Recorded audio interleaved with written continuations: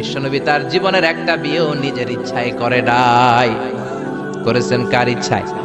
আর জোরে কার? বিশ্বনবী তার প্রথম বিয়েটা করেছেন বিশ্বনবী যখন 25 বছর বয়স। কত বছর? বিয়ে করলেন সাইয়্যিদাতুনা খাদিজা রাদিয়াল্লাহু তাআলা আনহাকে। উনার বয়স তখন কত ছিল? Can you imagine? আপনি কি কল্পনা করতে পারেন একটা পুরুষ যদি নারী লোভী হতো, নারী পিয়াসী হতো, যেখানে মক্কার নারীরা বিশ্বনবীর জন্য পাগল পাড়া, এরকম সুদর্শন হ্যান্ডসাম স্মার্ট যুবক মক্কাতে দ্বিতীয়টা ছিল না। কোন সুবহানাল্লাহ। এরকম সুদর্শন শক্তিশালী যুবক বিশ্বনবী বলতেন, আমার এক হাতের মধ্যে 40 জন জান্নাতি লোকের শক্তি ঢুকিয়ে দিয়েছে কে? বিশ্বনবী তার প্রথম বিয়েটা করলেন 25 বছর বয়স। প্রথম বউয়ের নাম ছিল খাদিজা, বয়স হলো 40। 40 হলেও হতো, তার আগে বিয়ে হয়েছে দুইটা, মানে দুইবার তালাক খাইছে, অনেকগুলো বাচ্চা জন্ম দিয়েছে, একেবারে প্রৌঢ়া বয়সের বার্ধক্যে উপনীত হয়েছে। 40 বছরের বার্ধক্যে উপনীত হওয়া একজন প্রৌঢ়া নারীকে বিয়ে করলেন বিশ্বনবী, 25 বছরের যুবক। সুবহানাল্লাহ। 25 বছর বয়সে বিয়ে করলেন, আবার তার সাথে 25 বছর সংসার করলেন। বিশ্বনবীর 50 বছর বয়সের আগ পর্যন্ত বিশ্বনবী দ্বিতীয় বিয়ে করে না। আল্লাহু আকবার। 25 থেকে 50 বিশ্বনবীর যৌবনের মোক্ষম সময়টাকে বৃদ্ধা নারীর সাথে কাটিয়ে দিলেন। বিশ্বনবীর বিয়েগুলো 4টা কারণে ছিল। জোরে বলেন কয়টা?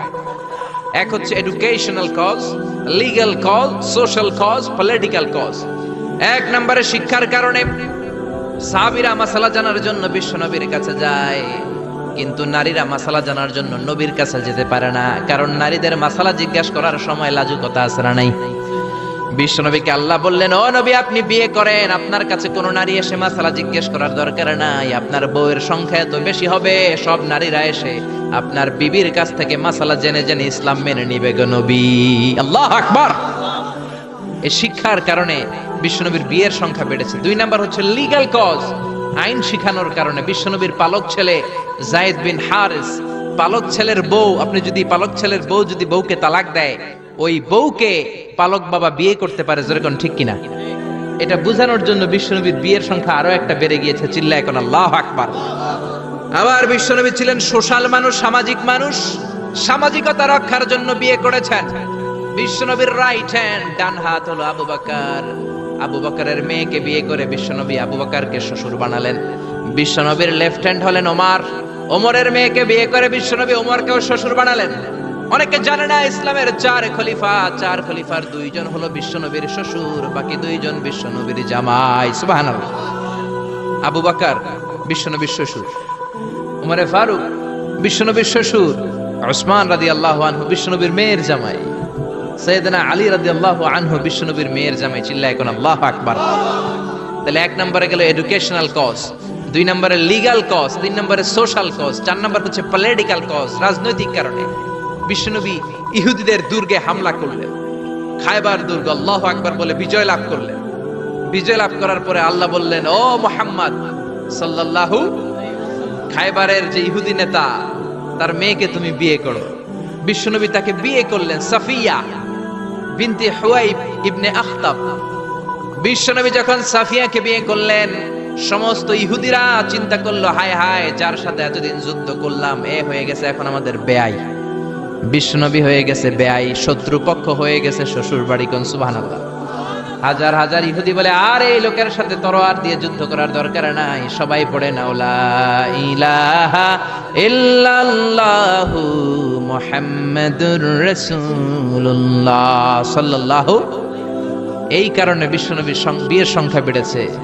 একটা বিবিকেও বিশ্বনবী নিজের মন মতো বিয়ে করেন নাই, করেছেন একজনের অর্ডারে। তিনি কে? এজন্য প্রত্যেক বিবিকে বিশ্বনবী একটা ঘর দিয়েছেন, এটাকে আরবিতে বলে হুজরাত। এই হুজরার নামে এই সূরার নাম সূরাতুল হুজরাত। পড়েন আল্লাহু আকবার।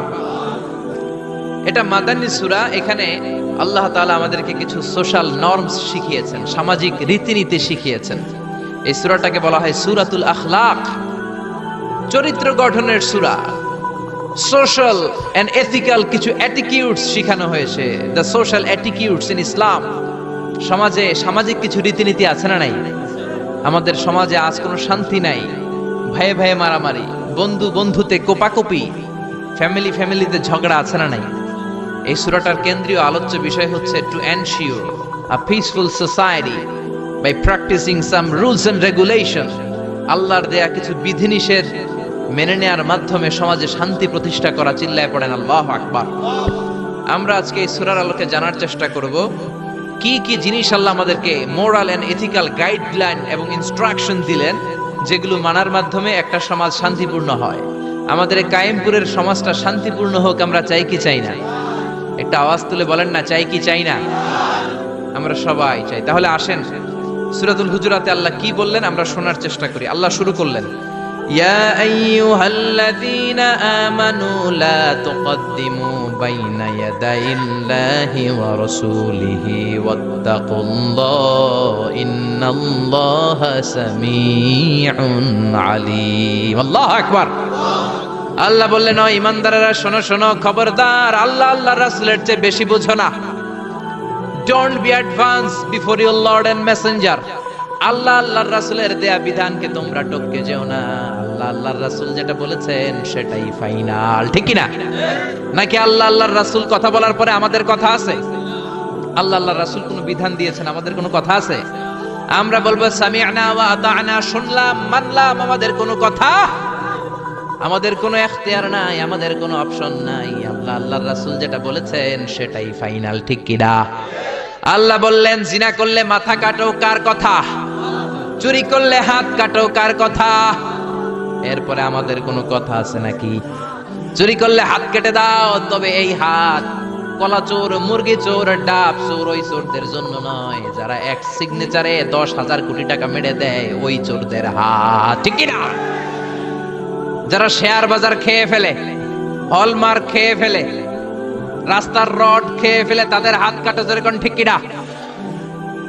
হাত কেটে দাও, কার কথা? জিনা করলে কোমর পর্যন্ত জমিনের মধ্যে গেড়ে স্টোনিং করে পাথর মেরে দেহটা উড়িয়ে দাও, কার কথা?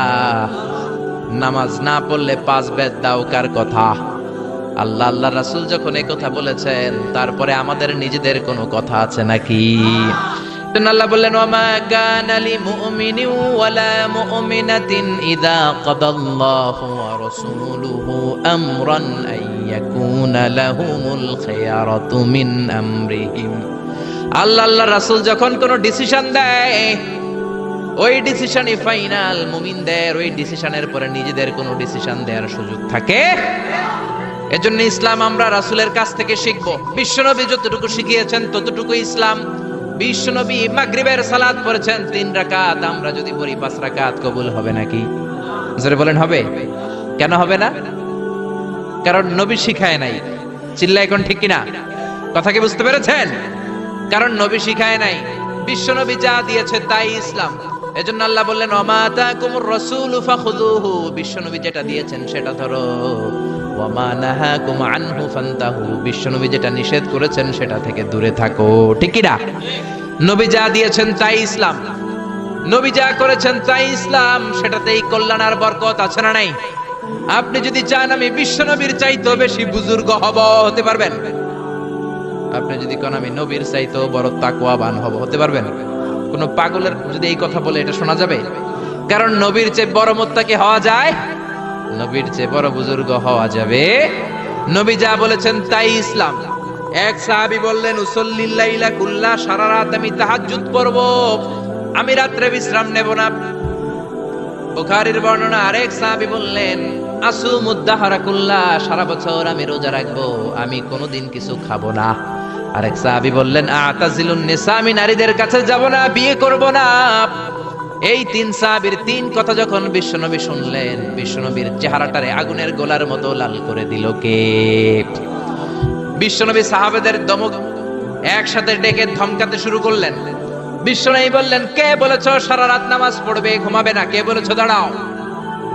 যেই সাহাবী বলেছেন, ভয়ের চোটে ওই সাহাবীর মুখ দিয়ে কোনো কথা বের হয়।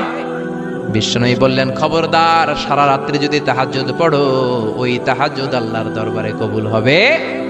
কেননা বিশ্বনবীর তাহাজ্জুদের সিস্টেম ছিল, মনোযোগ দিয়ে শুনেন, বিশ্বনবীর তাহাজ্জুদের সিস্টেম ছিল, এশার নামাজের পরে বিশ্বনবী ঘুমায় যেতেন, বিশ্বনবী এশার সালাতের পরে ঘুমিয়ে যেতেন, মাঝরাতে বিশ্বনবী তাহাজ্জুদের জন্য উঠতেন, 3-4 ঘন্টা তাহাজ্জুদের নামাজ পড়তেন, ফজরের নামাজের আগ দিয়ে আবার নবী ঘুমায় যেতেন। আবার ওই ঘুম থেকে উঠে ওযু ছাড়া 2 রাকাত ফজরের সুন্নাত পড়ে তারপরে বিশ্বনবী ফজরের নামাজের ইমামতি করতেন। সুবহানাল্লাহ, আর জোরে সুবহানাল্লাহ বলেন। বিশ্বনবী ঘুম থেকে উঠে ওযু করতেন না, কারণ ঘুমালে নবীদের ওযু ভাঙে না। সুবহানাল্লাহ। সারা রাত জেগে বিশ্বনবী তাহাজ্জুদ করেছেন এমন কোন হাদিস?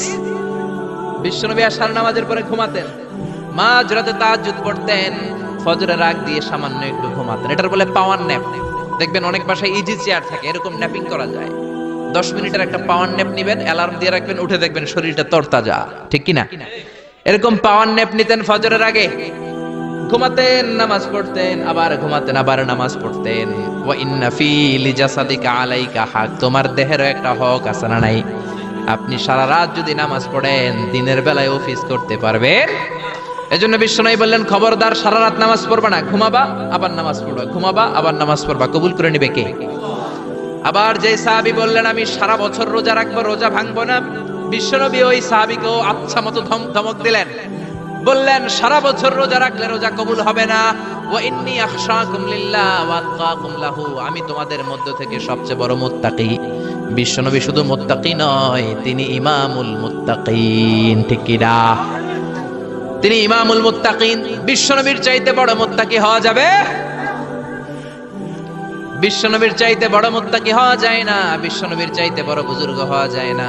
বিশ্বনবী বললেন, খবরদার সারা বছর রোজা রাখা যাবে না। আমি বিশ্বনবী হয়ে, আমি মুত্তাকিদের ইমাম হয়ে সপ্তাহে রোজা রাখি মাত্র 2টা। জোরে বলেন কয়টা?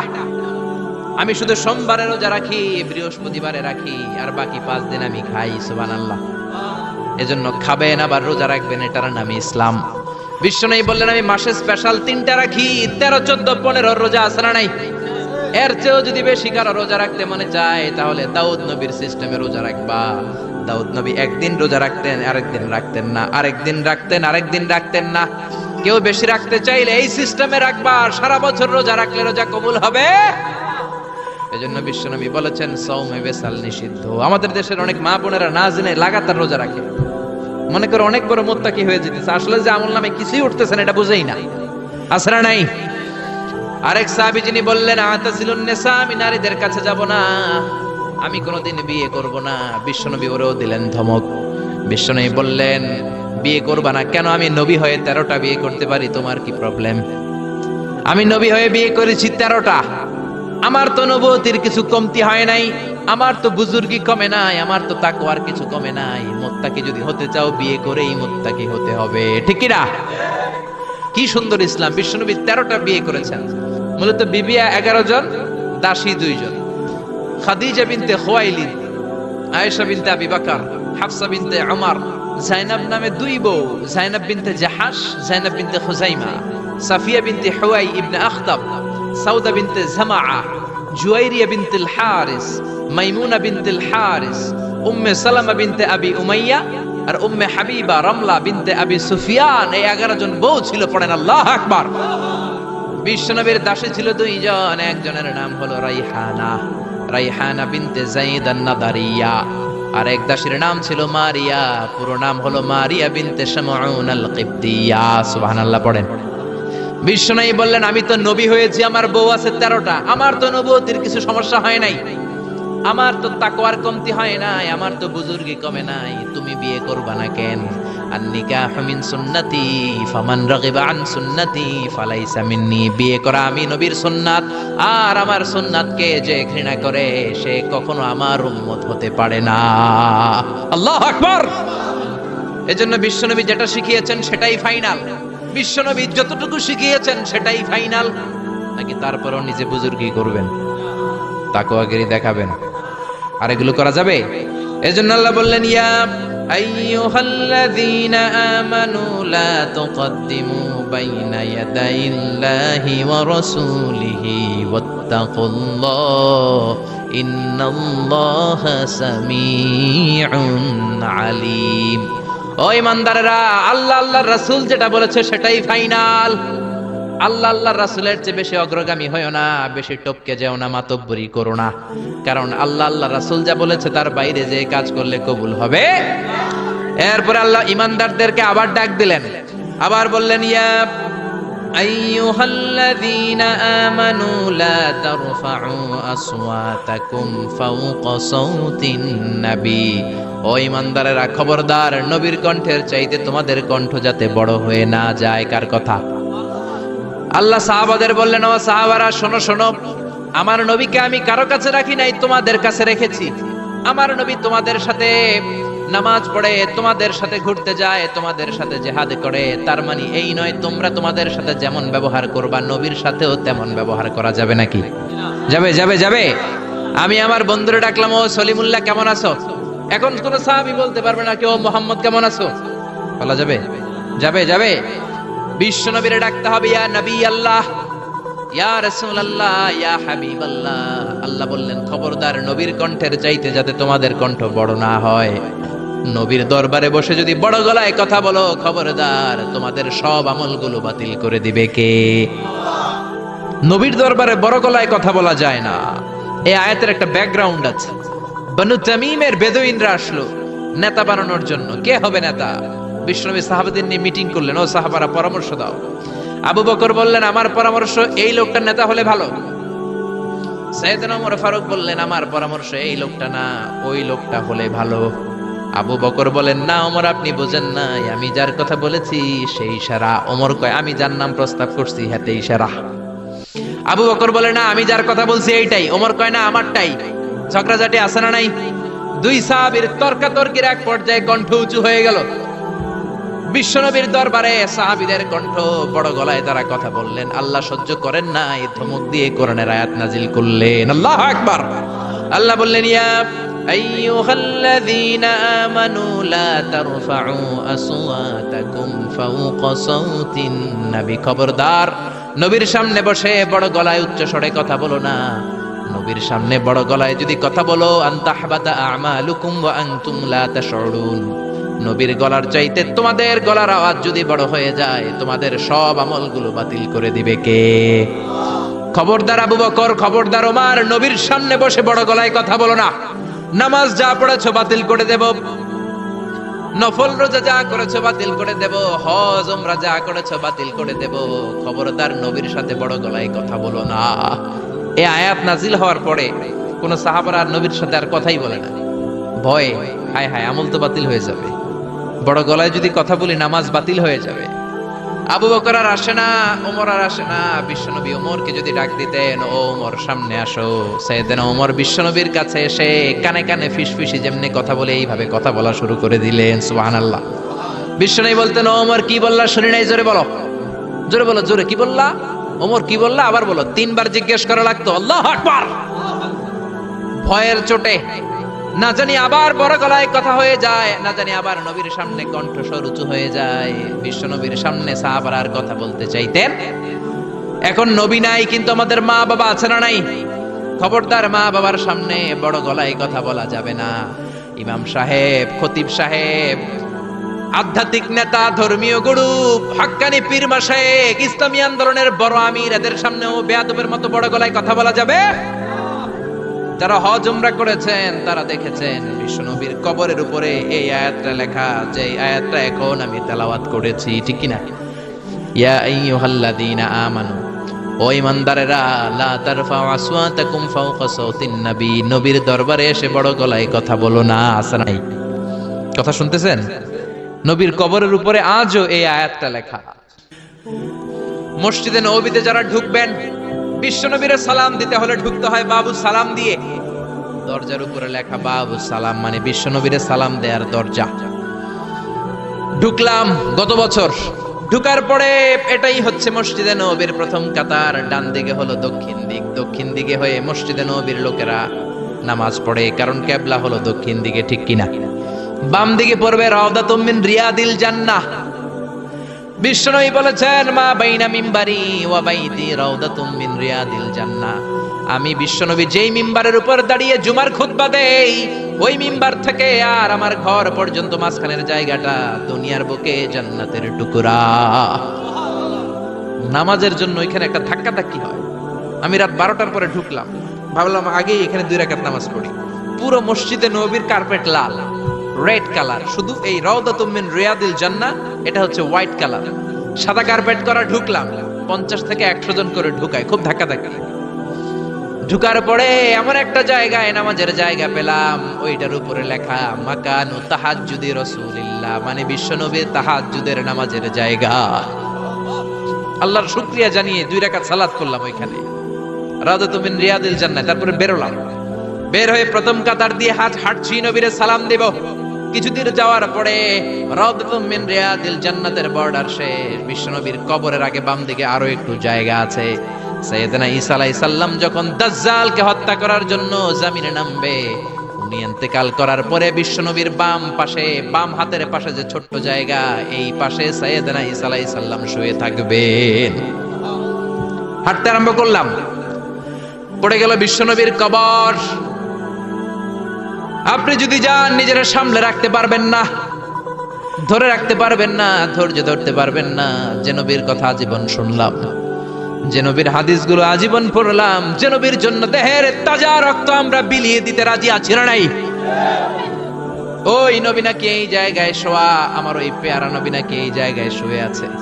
বুকটা ফেসে চিৎকার আসে, চিৎকার দিয়ে নবী গো বলে ডাকতে মনে চায়, কিন্তু খবরদার, নবীর কবরের উপরে একটা লেখাইয়া আইয়ুহাল্লাযীনা আমানু লা তারফাউ আসওয়াতাকুম ফাওকা সাওতিন নবী। খবরদার, খবরদার, নবীর কবরের পাশে এসেছো, নবীর দরবারে এসেছো, বড় গলায় কথা বলো না। বড় গলায় কথা বললে তোমার আমলগুলোরে বাতিল করে দিবে কে? হাজার হাজার নবীর পেয়ারা উম্মত চোখের পানি ছাড়ে, দাঁড় দাঁড় করে চোখের পানিগুলো ঝরে পড়ে, ধা ধা করে চোখের পানি ছাড়ে, কিন্তু চিৎকার দিতে পারে না। বিশ্বনবীর সালাম দিতে দিতে বের হয়ে যায়।